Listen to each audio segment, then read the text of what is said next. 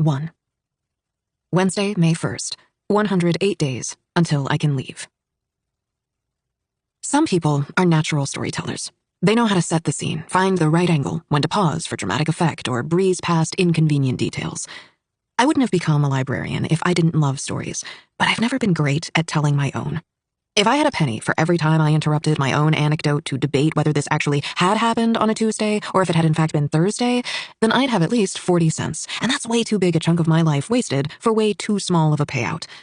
Peter, on the other hand, would have 0 cents and a rapt audience. I especially loved the way he told our story about the day we met. It was late spring 3 years ago. We lived in Richmond at the time, a mere 5 blocks separating his sleek apartment in a renovated Italianate from my shabby, not quite chic version of the same kind of place. On my way home from work, I detoured through the park, which I never did, but the weather was perfect, and I was wearing a floppy-brimmed hat, which I never had, but Mom mailed it to me the week before, and I felt like I owed it to her to at least try it out. I was reading as I walked, which I'd vowed to stop doing because I'd nearly caused a bike accident doing so weeks earlier, when suddenly a warm breeze caught the hat's brim. It lifted off my head and swooped over an azalea bush, right to a tall, handsome, blonde man's feet. Peter said this felt like an invitation, laughed almost self-deprecatingly as he added, "I'd never believed in fate before that." If it was fate, then it's reasonable to assume fate a little bit hates me, because when he bent to retrieve the hat, another gust swept it into the air, and I chased after it right into a trash can, the metal kind, bolted to the ground. My hat landed atop a pile of discarded lo mein, the lip of the can smashed into my ribcage, and I did a wheezing pratfall into the grass. Peter described this as adorably clumsy. He left out the part where I screamed a string of expletives. "I fell in love with Daphne the moment I looked up from her hat," he'd say. No mention of the trash noodles in my hair. When he asked if I was okay, I said, "Did I kill a bicyclist?" He thought I'd hit my head. Nope, just bad at first impressions. Over the last 3 years, Peter dusted off our story every chance he got. I was sure he'd work it into both our vows and his wedding reception speech. But then his bachelor party happened, and everything changed. The story tipped onto its side, found a fresh point of view. And in this new telling of it, I was no longer the leading lady, but instead the teensy complication that would forever be used to jazz up their story. Daphne Vincent, the librarian that Peter plucked out of the trash, nearly married, then dumped the morning after his bachelor party for his platonic best friend, Petra Comer. Then again, when would he even need to tell their story? Everyone around Peter Collins and Petra Comer knew their history, how they'd met in 3rd grade when forced into alphabetical seating, bonding over a shared love of Pokémon. How, soon after, their mothers became friends while chaperoning an aquarium field trip, with their fathers to follow suit. For the last quarter of a century, the Collinses and the Comers vacationed together. They celebrated birthdays, ate Christmas brunches, decorated their homes with handmade picture frames from which Peter's and Petra's faces beamed out beneath some iteration of the phrase, "best friends forever." This, Peter told me, made him and the most gorgeous woman I'd ever met more like cousins than friends. As a librarian, I really should have taken a moment to think about Mansfield Park or Wuthering Heights, all those love stories and twisted gothics wherein 2 protagonists, raised side by side, reach adulthood and proclaim their undying love for each other. But I didn't. So, now here I am, sitting in a tiny apartment, scrolling through Petra's public social media, seeing every detail of her new courtship with my ex-fiancé. From the next room, Jamie O'Neill's rendition of All by Myself plays loudly enough to make the coffee table shiver. My next-door neighbor, Mr. Dorner, pounds on the wall. I barely hear it, because I've just reached a picture of Peter and Petra sandwiched between both sets of their parents on the shore of Lake Michigan, 6 abnormally attractive people smiling abnormally white smiles over the caption, "The best things in life are worth waiting for." As if on cue, the music ratchets up. I slam my computer shut and peel myself off the sofa. This apartment was built pre-global warming, when northern Michiganders had no need for air conditioning, but it's only May 1st, and already the apartment turns into a brick oven around midday. I cross to the bedroom hallway and knock on Miles's door. He doesn't hear me over Jamie. I escalate to pounding.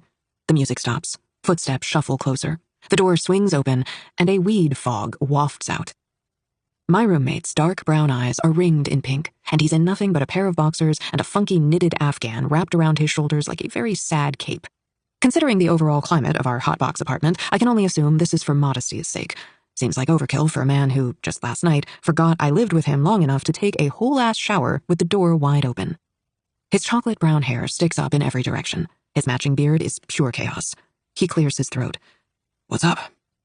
Everything okay? I ask, because while I'm used to a disheveled Miles, I'm less used to hearing him blast the saddest song in the world. Yep, he says. All good. Could you turn the music down? I say. I'm not listening to music, he says, dead serious. Brow with the back of his knuckle, frowning. I'm watching a movie, he says. But I can turn it down. Sorry. Without even meaning to, I'm peering over his shoulder to get a better look. Unlike the rest of our apartment, which was perfectly tidy when I arrived and is still perfectly tidy, his room is disastrous. Half of his records are stacked atop the milk crates they ostensibly belong inside. His bed is unmade, a rumpled comforter and the sheet untucked all the way around. 2 tattered flannel shirts hang out of his mostly closed dresser drawers, like little ghosts he's pinned there, mid-escape. In direct opposition to the creams and taupes of my room, his is a messy, cozy mix of rusts, mustards, 70s greens. Where my books are neatly organized along my bookcase and the shelf I installed above my window, his, very few, are face down, spines cracked on the floor. Electronics manuals, loose tools, and an open bag of Sour Patch Kids are scattered across his desk, and on his windowsill, a stick of incense burns between a few surprisingly vivacious houseplants. His TV, though, is what catches my eye. On screen is the image of a 30-year-old Renee Zellweger sporting red pajamas and belting a song into a rolled-up magazine. Oh my God, Miles, I say. What? He says. You're watching Bridget Jones's Diary? It's a good movie, he cries, a little defensive. It's a great movie, I say. But this scene is like 1 minute long. He sniffs. So? So why has it been playing for at least, I check my phone, the last 8 minutes? His dark brows knit together. Did you need something, Daphne? Could you just turn it down? I say. All the plates are rattling in the cabinets, and Mr. Dorner's trying to bust down the living room wall. Another sniff. You want to watch? He offers. In there? Too big of a tetanus risk. An ungenerous thought, sure, but I have recently tapped out my supply of generosity. That's what happens when your life partner leaves you for the nicest, sunniest, prettiest woman in the state of Michigan. I'm good, I tell Miles. We both just stand there. This is as much as we ever interact. I'm about to break the record. My throat tickles, my eyes burn. I add, and could you please not smoke inside? I would have asked sooner, except that technically the apartment is his. He did me a huge favor letting me move in. Then again, it's not like he had many options. His girlfriend had just moved out. Into my apartment. With my fiancé. He needed to replace Petra's half of their shared rent. I needed a place to sleep. Did I say sleep? I meant weep. But I've been here 3 weeks now, and I'm tired of showing up to work smelling like I came straight from the least famous of the Grateful Dead's spin-off band's concerts. I stick my head out the window, Miles says. What? I say. Immediately, I picture a chocolate Labrador riding in a car, its mouth open and eyes squinting into the wind. The few times Miles and I met before all this, on awkward double dates with our now partnered partners, that's what he'd reminded me of. Friendly and wiry, with an upturned nose that made him look a bit impish, and teeth that were somehow too perfect in contrast to his scruffy face. The toll of the last 3 weeks has given him a slightly feral edge. A Labrador bitten by a werewolf and dumped back at the pound. Relatable, honestly. I stick my head out the window when I smoke, he clarifies. Okay, I say. That's all I've got. I turn to go. You sure you don't want to watch the movie? He says. Oh, God. The truth is, Miles seems like a nice guy. A really nice guy. And I imagine that what he's feeling right now must be comparable to my own total emotional decimation. I could take him up on his offer, go sit in his room on an unmade bed and watch a romantic comedy while absorbing 1,500 grams of weed smoke via my pores. Maybe it would be nice even to pretend for a bit that we're friends rather than strangers trapped together in this nightmare of a breakup. But there are better uses of my Wednesday night.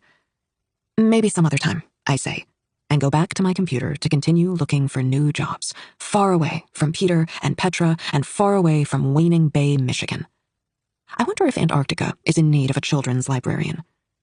108 days, and then I'm out of here.